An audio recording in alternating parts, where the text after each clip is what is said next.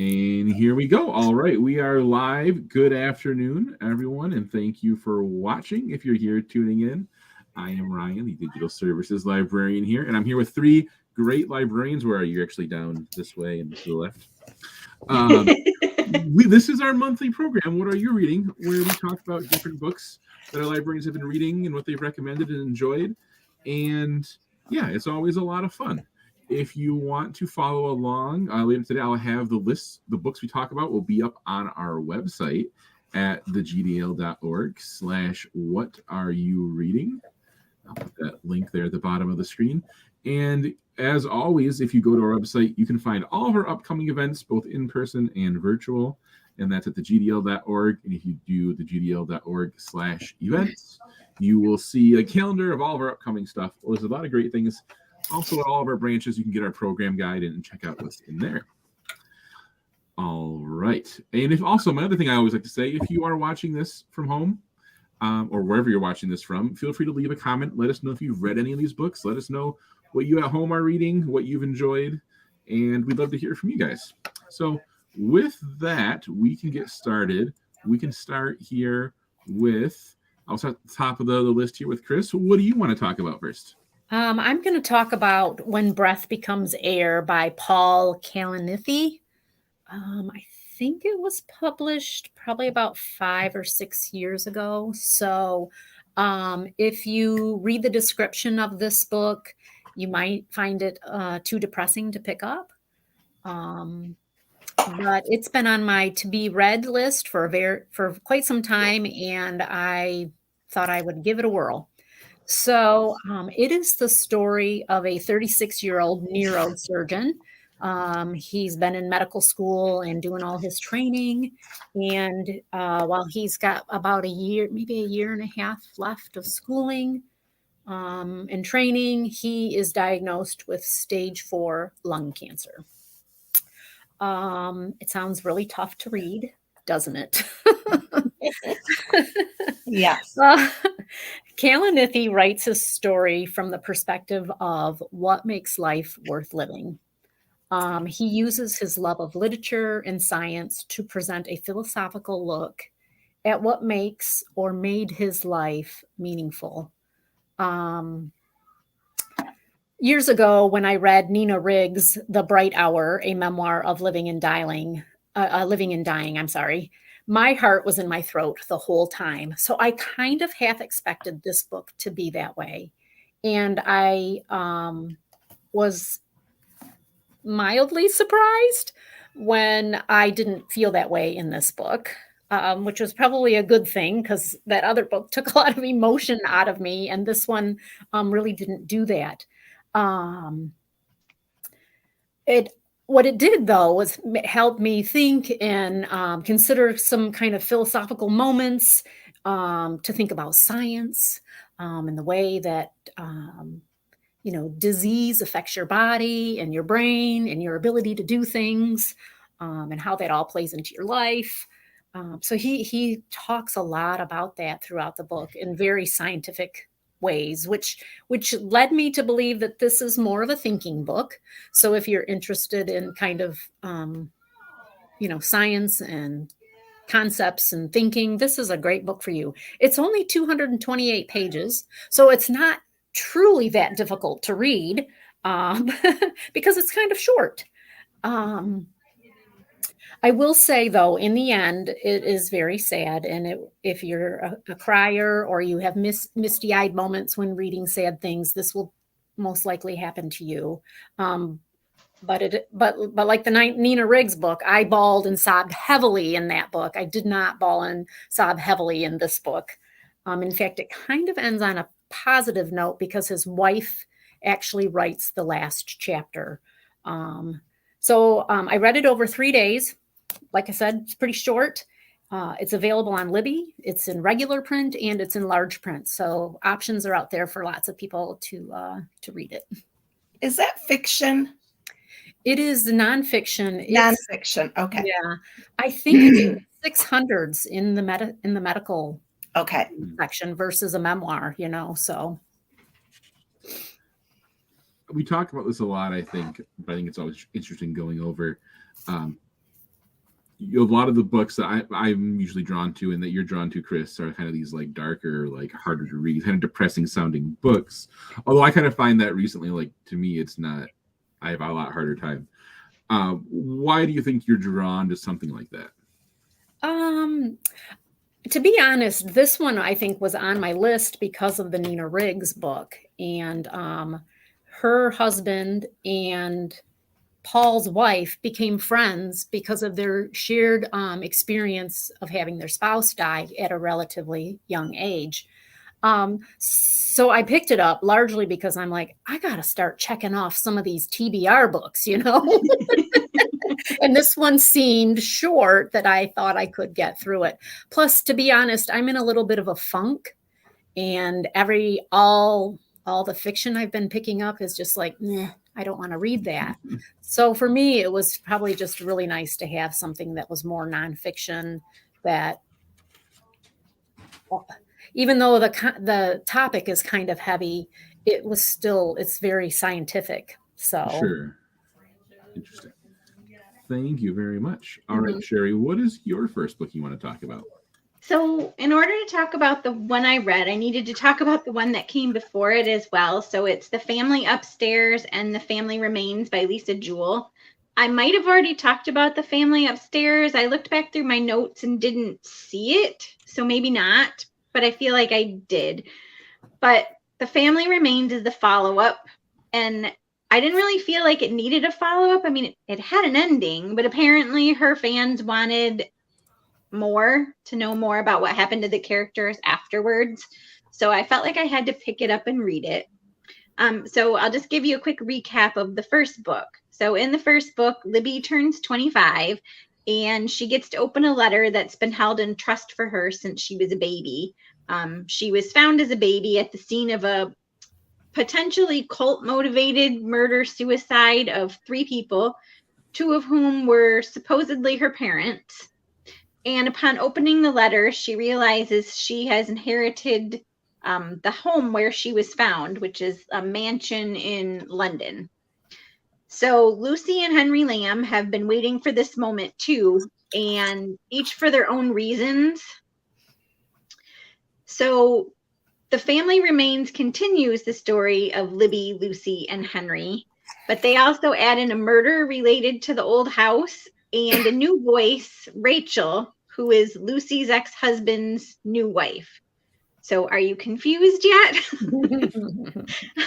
There's a lot going on in this book, and there's a lot of different points of view. And then they take a couple of the characters off to Chicago for a couple weeks too.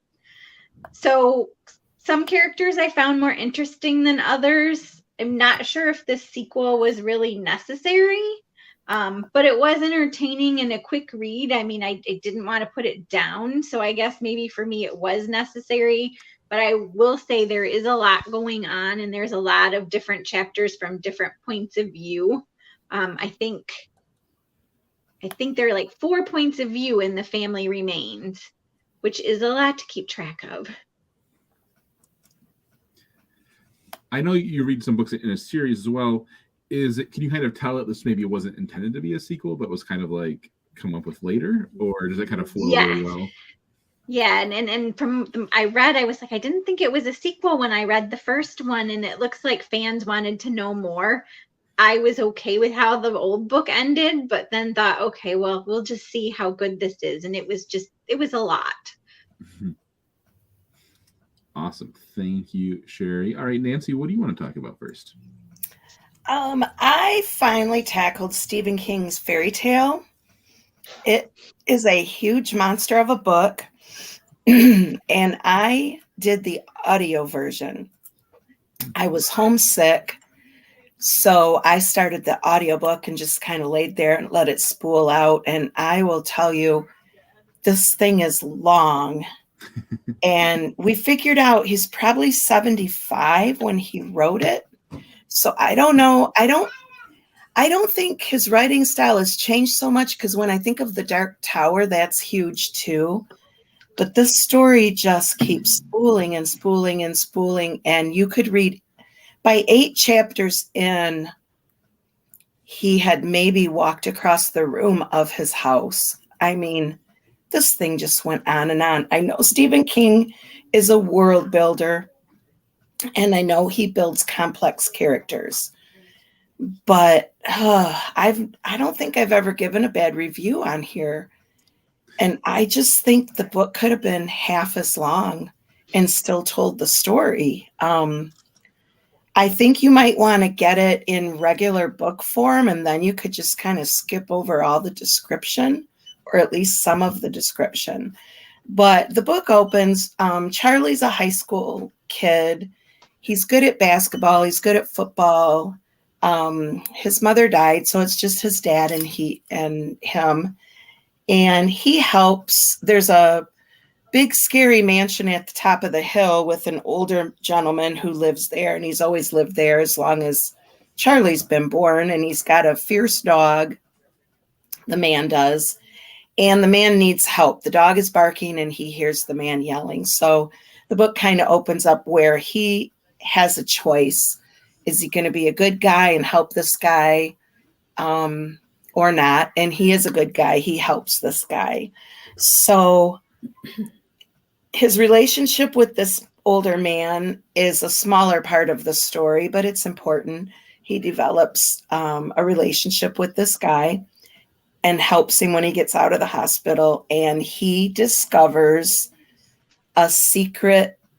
It's like you can see on the cover. I thought that was a dragon's eye.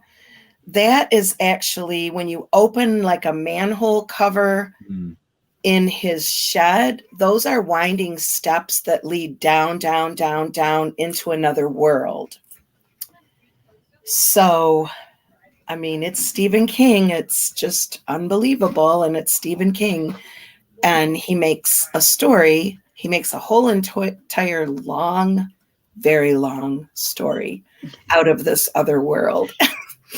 And it's good. It's good. It's a good story, but my gosh, it was long. So Well, no one's ever accused Stephen King of, being brief in his writing.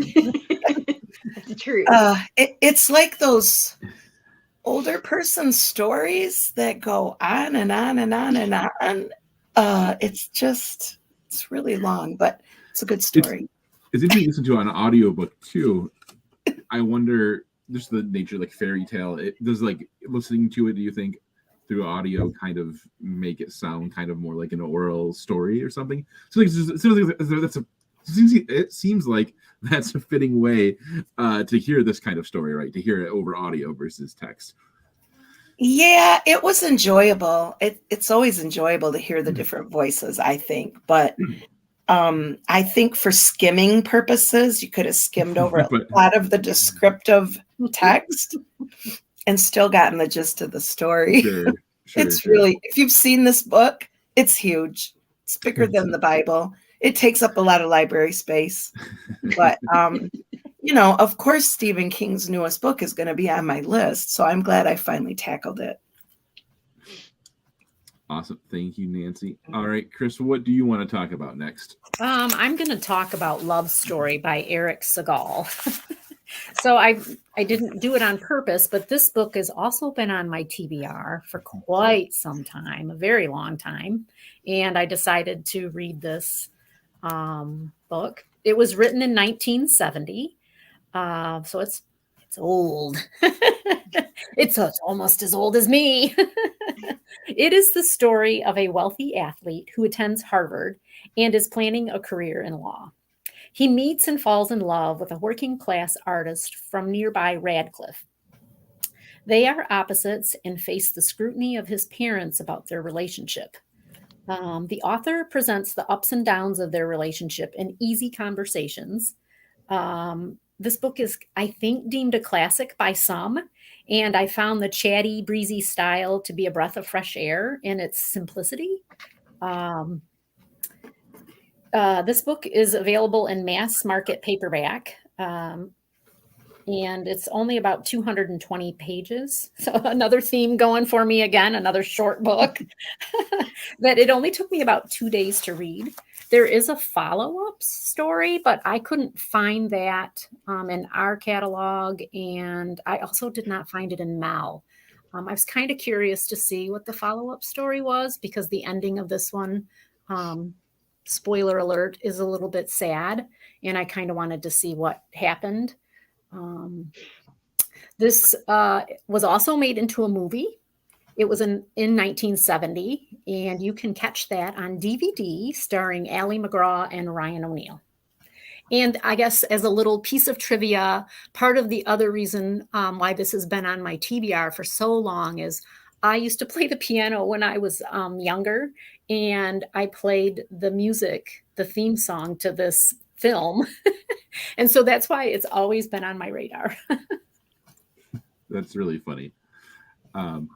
Here's another piece of trivia: is I said this here before, I don't remember, but Ryan O'Neal is who I am named after. That is the inspiration. Oh, So what a great tie-in! Yeah. Was the follow-up story, was that written then, or is it a more recent story? I think it was written then. Yeah. Okay. Yeah. In fact, I think Eric Segal was quite the big deal back in the early 70s. Yeah. So I mean, we're talking 53 years ago that this was published. I want to stop for a real second too. And Olga is leaving us some messages in the chat, and they have said that they had Fairy Tale on their TBR list, and they just crossed it off. So that's someone else who just oh no! all the way through. I'm sorry. Well, I guess I took it as like she just finished it also, but maybe she's saying, never mind, I'm not going to read it anymore. I think it's a never mind. I'm so sorry.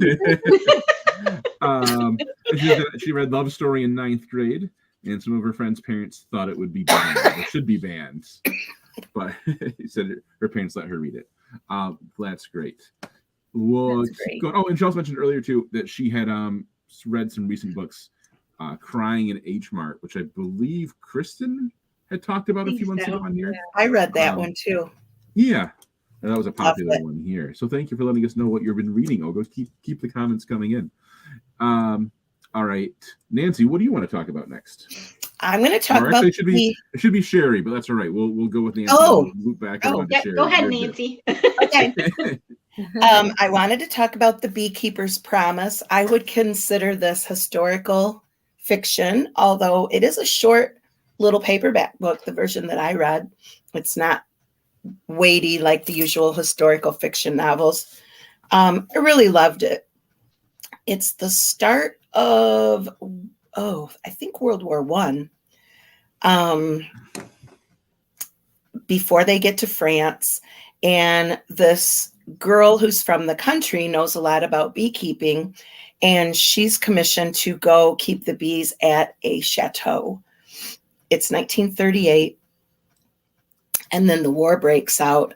She kind of has a sweetheart. They haven't really gotten together yet, but he is off to war, and she believes that he's a German sympathizer. So she's on the other side. Her father's on the other side, and the man who keeps the chateau is on the other side.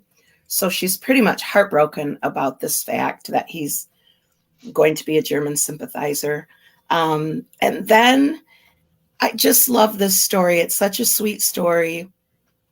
There's nothing really heartbreaking in this story, but it's the ways that the French resistance moves forward, even in small ways, just the little small ways that they help France and they remain true to themselves. I don't know.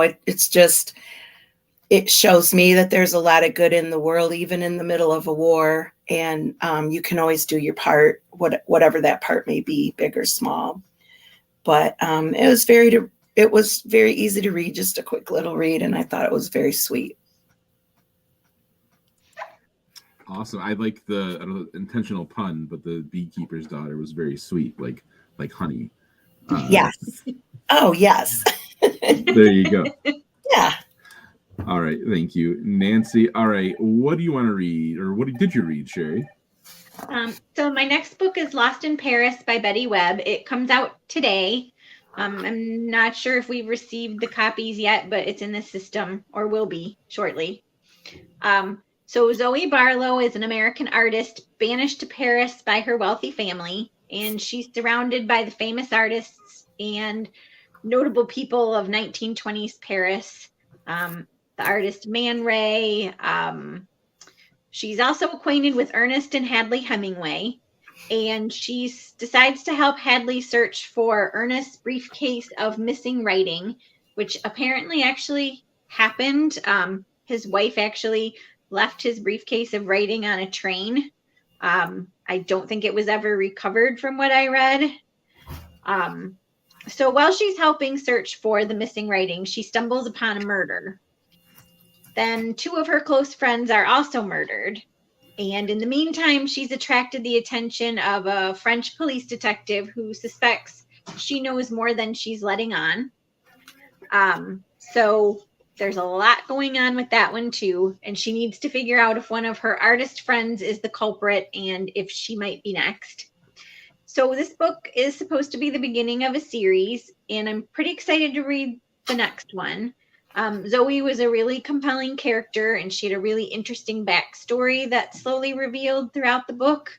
I don't want to give too much away about that because it was a bit of a shock to me. The story itself is kind of a mix of historical fiction and cozy mystery. It's not really like a thriller type of mystery. It's really more towards the cozy side. And I really liked the French detective, and I'm pretty sure that he'll probably feature in the next book because there's some loose ends that need to be tied up with his story. But yeah, really fun. It's fun to look back at like 1920s Paris, and it was really fun to have all of the artists and notable people mixed in with Zoe. What is the thing you'd be most looking forward to in the sequel? There's a couple little loose ends for most of the characters that need to be tied up, and one of them that relates to Zoe's past. I'm looking forward to seeing what happens with that. Awesome. I'm just looking it up in the system right now to see if it's there. I think you can put it on hold now, but yeah, we're still waiting for everything. Yeah, I And think then you there's can put a it on hold. record. So go into our catalog and put it on hold. That's exciting. It's like cool to hear like there's a new novel you can get today. It's coming out today. That's great timing. Thank you, Sherry. All right, Chris, what is your last book for today? My last book for today is in appreciation for Poetry Month, which is the month of April. So April is your poetry month.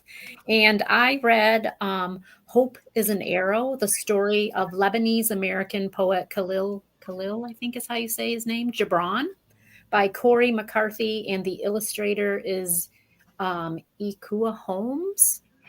I mentioned the illustrator because the artwork in this book is just beautiful. So this is a junior biography, and it's a lyrical story of the 3rd best-selling poet of all time, Khalil Gibran. He was born in Lebanon, and he grew up in the United States.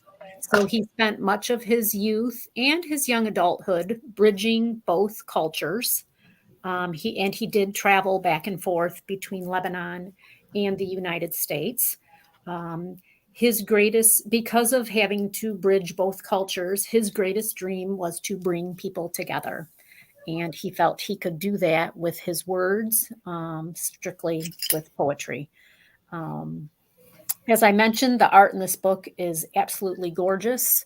Holmes is an award-winning illustrator.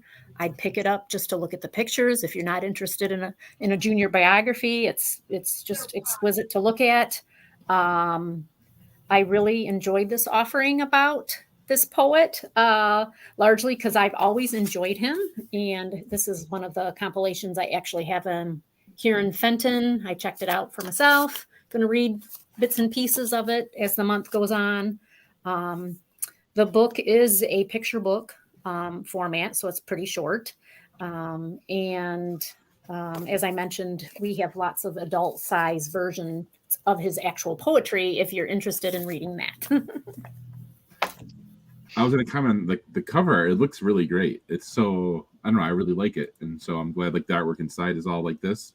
Yes. Mm-hmm. It's just so colorful and it's so like kind of simple but it's I don't know. It really draws me in. I like it a lot.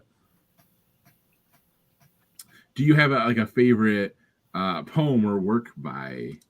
The author? I read him years and years and years ago, and I think I just like it all. It's not a lot, it's just different things to read about and think about. And apparently I must be in a very philosophical mood because here I am with this compilation of poetry and Well, there you go.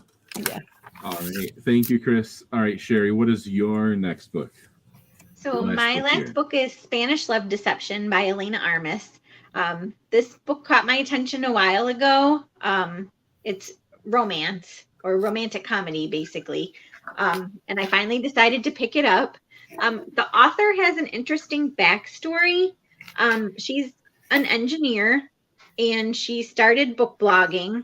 And then during the pandemic, decided to try and write a book.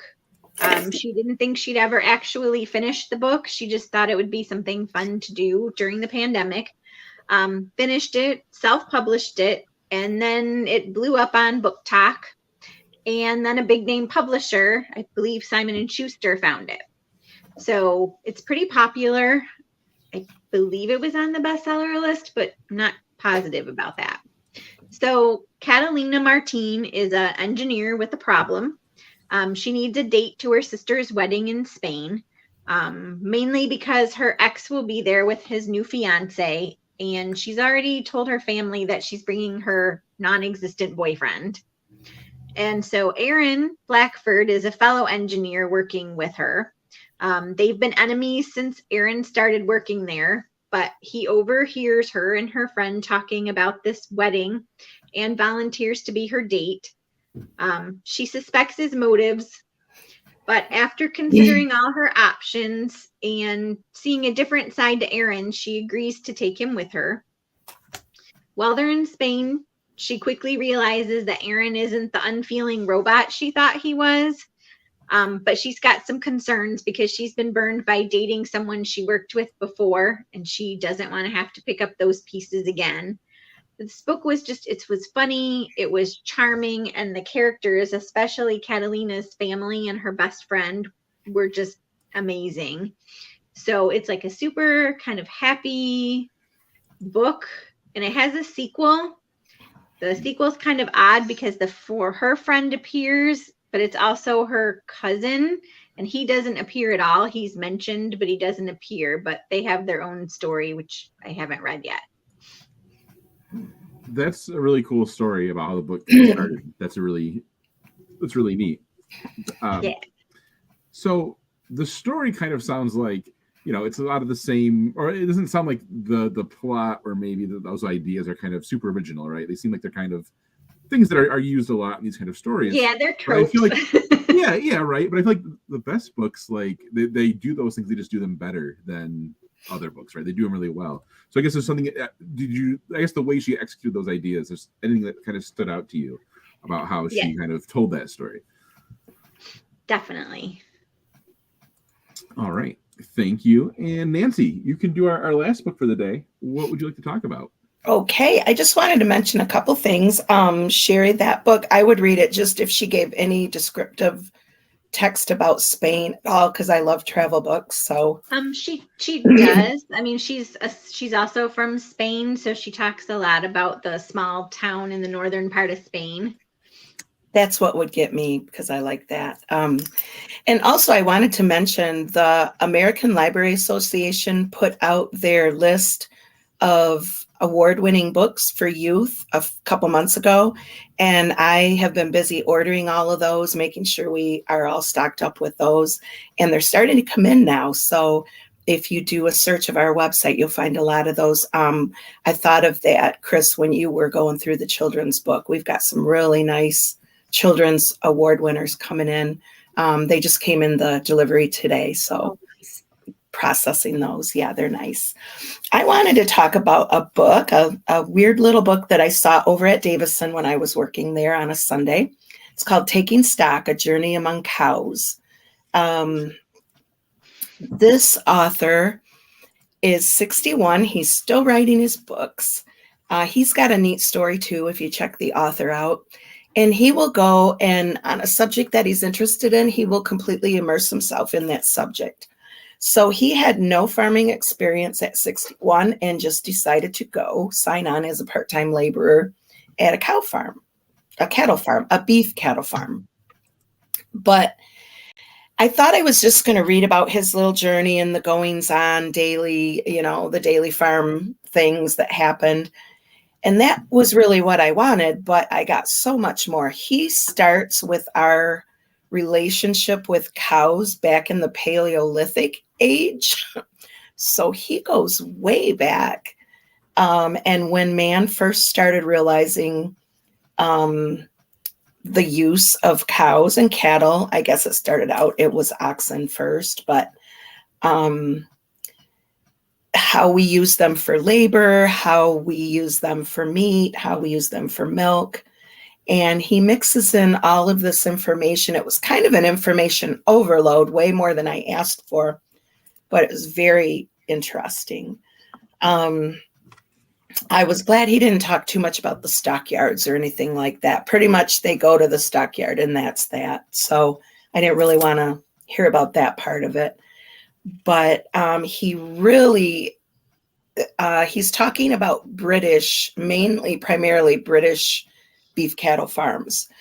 And there's a lot of interesting facts. And he also talks about the industry in depth, the market, the economics of it. He goes very much in depth with that. So I learned a whole lot more than I was expecting to learn. But I don't know, it just looked good. I really like reading books about animals. This was more a book about the industry and our relationship with cattle and what they do for us. But I also enjoyed the day-to-day happenings on the farm, actually, and the whole farming experience. So I always have to mix a little bit of nonfiction in with my fiction. So this was one of the ones that I picked up this month. It seems really interesting. I bet it would be really informative to learn a lot about a topic like that. There's probably way more going on than you would ever even imagine. Yes. Yep. All right. So I think that's all of our books for today. I never know how to end these programs, or what we say at the end, or what's our closing remarks. But I think what we can do is we can let Olga give us our closing remarks. She said something that was really hilarious. We had mentioned about how she went reading Fairy Tale, and she said, I did not read Fairy Tale yet. It was on my list until you guys saved me. My mail carrier will be happy not to lug a heavy book bag. So that's really funny. That's awesome. Thank you for sharing that with us, Olga. Thank you for watching, and everybody else who is watching at home. Any other comments before we go from anyone? Nope, just everyone have a safe and happy weekend, Easter weekend. Yes. Yeah. Thank you so much for the three of you for being here with me, and thanks for everyone watching at home. We will be back again later. Bye. Take care, everyone.